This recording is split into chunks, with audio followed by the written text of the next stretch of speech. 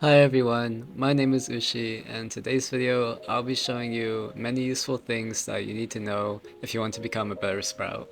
I haven't seen a lot of videos out there that really show you like in depth on how to become a better Sprout, but I will show you everything. I'll tell you everything you need to know so you can become the best Sprout ever. So yeah, by the end of this video, hopefully you'll be a better Sprout, because I'll make sure you know everything you need to know. So firstly, hopefully we all know the 3 roles in Dandy's world, but if you didn't know, basically it's supporter, extractor, and distractor. Now the thing about Sprout is that he can be all of these, all 3 of these basically, so we call that an all-rounder. The role that Sprout mainly plays though is a supporter, because of his unique ability to be able to heal tunes using 100 tapes. And that's what I'd like to talk about next, is tapes. Tapes are very, very important to Sprout. Without any tapes, you will not be able to heal anybody. Luckily, there are actually many ways to get tapes. Some ways that you might not have even known give you tapes. But yeah, I'll show you every way you could get tapes and how to efficiently get them. So firstly, obviously tapes that you find around the map are gonna be your #1 source of tapes. Each tape you pick up will give you 5 tapes. When you play as Sprout, you have priority over tapes that are around the map. So if your teammates know that, they will likely leave tapes alone in order for you to collect them so that you can heal later on. And if not, make sure to just type in the chat, say like, save tapes for me so I can heal you and stuff like that. That's usually what I do, and most people leave tapes alone. The next way to get tapes is from items. I don't know if you guys knew this, but when you use items, you actually get tapes, and depending on the item rarity, you actually get more and more tapes. There are 5 different item rarities, and that is common, uncommon, rare, very rare, and then ultra rare. An example for a common item would be like a soda. Common items give you 2 tapes each when you use them. An example for an uncommon item would be like a speed candy. Uncommon items give you 3 tapes each when you use them.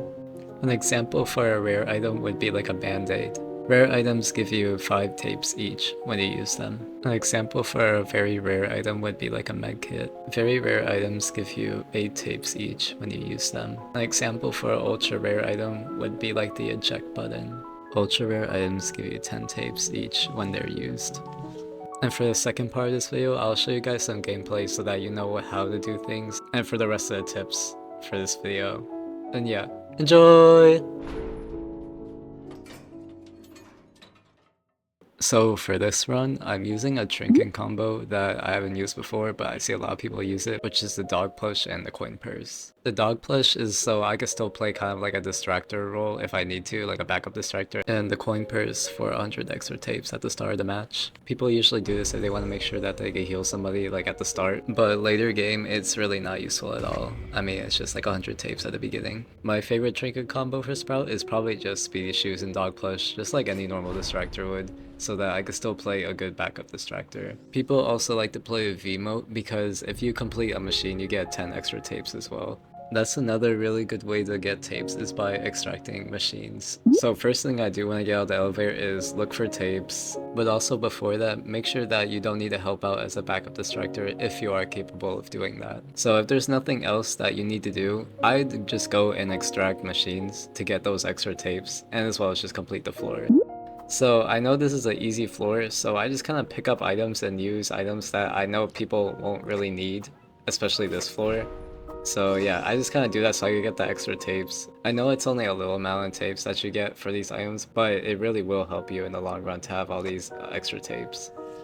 Now, I usually like to wait and heal somebody until they're like on 1 heart. That's because I like to make sure that whoever really needs it, like the priority, gets to be able to be healed when they need it. Like, let's say distractors, especially main distractors like Pebble. They end up getting hit here right now, so I go over and heal them. See, if I had healed the Roger instead, then I wouldn't have been able to heal that Pebble, and that might have affected us in the long run, because we might not have had a Pebble later. So here I know that Brightney is still behind me, so I go ahead and play the distractor role since I'm a backup distractor and make sure that these twisteds are out of the way for Brightney to go in. If you have trouble distracting or you just don't know how to distract in general, then I have this video on my channel that goes into full depth about how to be a good distractor and just a bunch of tips and stuff like that. So yeah, check that out if you need help.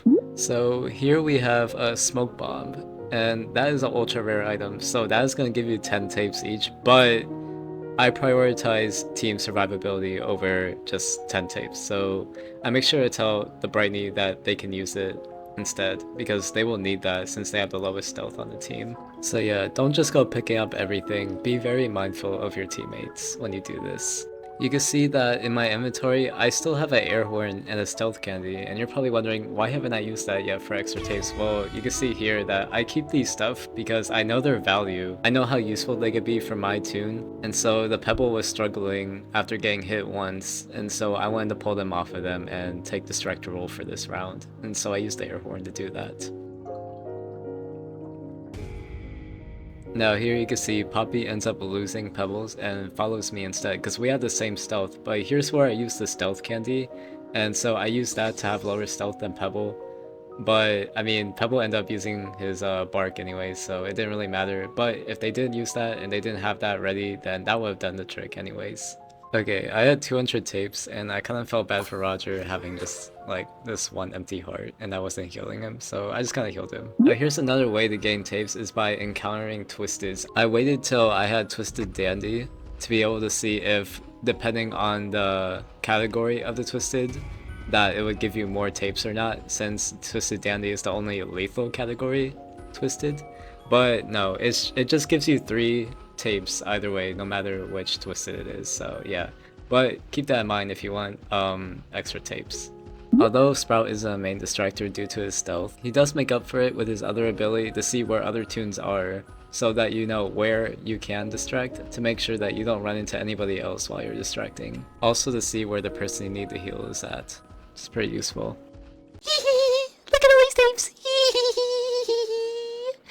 So here's another example of being a backup distractor and also knowing your item value. So this V ends up getting chased by his Twisteds, but the Pebble is on cooldown with his ability, so I use my air horn to pull the Twisteds away from V, which is why I kept that air horn, because I thought something like this might happen, and yeah. Here's another example of me using the passive ability to see where tunes are. So I saw V coming through there, so I didn't want to go any further through there, and I hid behind this thing so that V could pass. Here's another example of being a distractor. Tegan was there at the elevator, and I saw 2 people coming this way, so I grabbed Tegan and led them over here while the others made it to the elevator.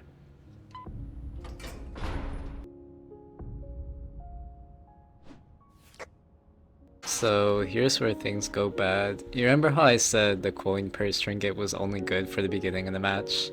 Well, I've been distracting V for about 2 minutes now, and if I would have had speedy shoes to have that extra walk speed, I would have been able to successfully distract V for longer and most likely not die. I wouldn't recommend using coin purse, especially if you have a Cosmo on your team. You don't even have to worry about that. So yeah, just pick your trinkets wisely. And yeah, thank you guys for watching. That is all I have for this video, and hopefully you are a better Sprout now, or you learned a few things maybe. Let me know in the comments below if there's anything I missed, and I'll see you guys in this video. Bye bye!